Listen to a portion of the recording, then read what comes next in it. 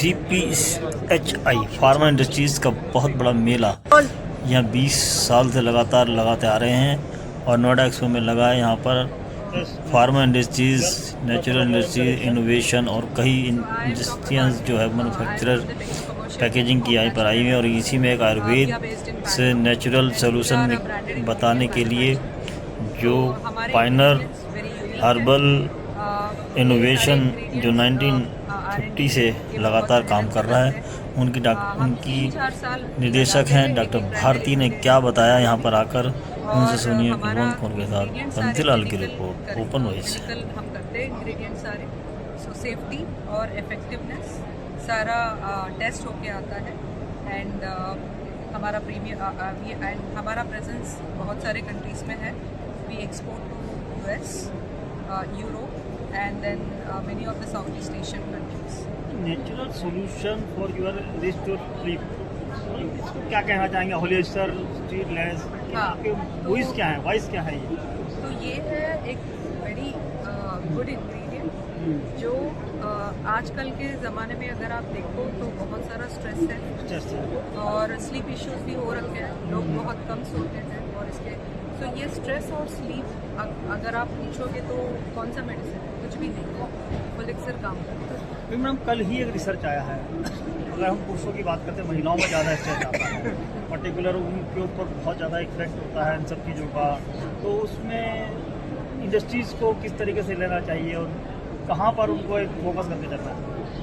तो आपने सही कहा है कि महिलाओं को बहुत सारा स्ट्रेस होता है क्योंकि उनको घर भी संभालना पड़ता है और अगर वो जॉब करती है तो जॉब भी संभालना पड़ता है।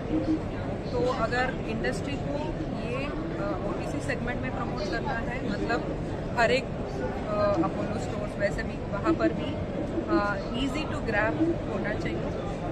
तो बहुत सारे फार्मास्यूटिकल आउटलेट में आप डाल सकते हैं और इंडस्ट्री को बहुत सारी ये ऐसी चीज़ें प्रमोट करनी है जहाँ पर करनी है, क्योंकि ये जो स्पेस है फार्मा में फिट नहीं होता है। तो ये न्यूट्रा का स्पेस है और इंडस्ट्री को ये प्रमोट करना है स्ट्रेस और स्लीप कैटेगरी में। So industry has to promote all. Bio industry से ही आगे फार्मा चलता है, फार्मेसी के लिए उसे दवाइयाँ इंडस्ट्रीज की फोकस करती है। तो यहाँ पर हम देखते हैं कि आपको चैलेंजिंग क्या देखते हैं आप इसमें चैलेंजिंग ये है कि लोगों को क्या लेना है और लोगों मतलब लोग किस प्रोडक्ट को लेना है, वो एक चैलेंज है। और उनको अवेयरनेस नहीं, ये इंग्रेडिएंट कैसे बनता है, किस चीज़ के लिए बनता है और कितना क्वालिटी इंग्रेडिएंट है, ये वाला अवेयरनेस थोड़ा कम है। अगर ये अवेयरनेस बन गया तो लोगों को ये खरीदने में मतलब उनको इजी हो जाएगा। तो वो वाला अवेयरनेस इंडस्ट्री को थोड़ा ज़्यादा देना है। गवर्नमेंट टेस्ट रिपोर्ट की बात करते हैं तो गवर्नमेंट ये कहती है, अगर उन्होंने पर्टिकुलर लाइसेंस की बात करते हैं तो ड्रग्स एंड कॉस्मेटिक्स को कंबाइन किया हुआ है।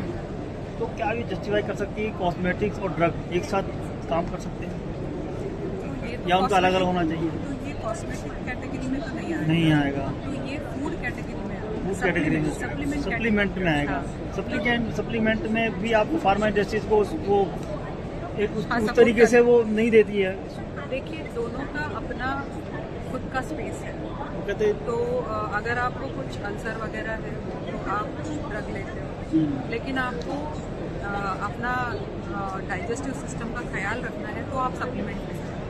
तो हर एक चीज़ का अपना अपना स्पेस है।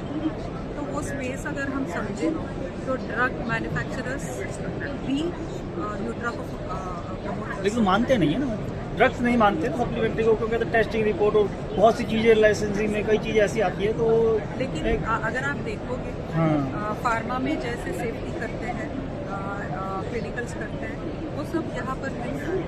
और हम आयुर्वेदिक पॉइंट ऑफ आयुर्वेदिक जमान मतलब 300-400 साल पुराना अगर हम आयुर्वेदा मतलब 3,000 साल पुराना का अगर आयुर्वेदा को देखें तो आयुर्वेदा इज वेरी इफेक्टिव। तो हम किसको चैलेंज कर रहे हैं? तो यहाँ हम फिर आयुर्वेदिक नॉलेज को लेके उसका सेफ्टी और इफेक्टिव असेसमेंट कर रहे हैं।